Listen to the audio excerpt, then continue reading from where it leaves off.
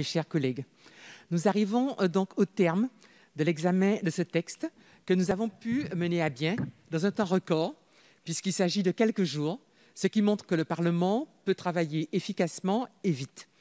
Encore une fois, nous comprenons la nécessité d'agir vite et efficacement.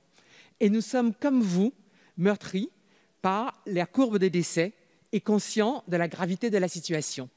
C'est la raison pour laquelle nous ne discutons pas le fait de vous autoriser à proclamer le couvre-feu et l'état d'urgence sanitaire.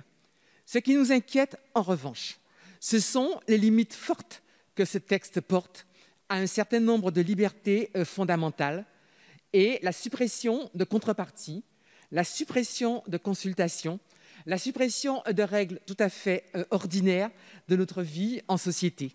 Et nous ne sommes pas convaincus que la suppression de ces contreparties soit de nature à faciliter la lutte contre le virus, et surtout ceci durant des mois. En quelque sorte, ce qui nous gêne, c'est que nous savons qu'il y a urgence à agir vite, mais il n'y a pas une urgence absolue nécessitant d'agir seul. Or, manifestement, c'est ce que votre gouvernement veut faire. Aujourd'hui, nous sommes contre cette dérégulation qui nous semble disproportionnée.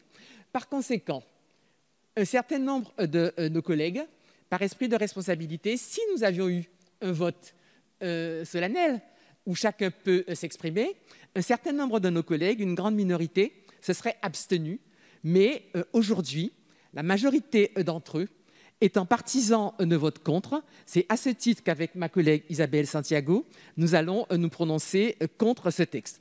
Et j'ajoute que nous nous réservons la possibilité de saisir le Conseil constitutionnel parce que nous ne comprenons pas pourquoi, pour lutter efficacement, il faudrait porter de telles atteintes à nos droits fondamentaux qui fondent notre société.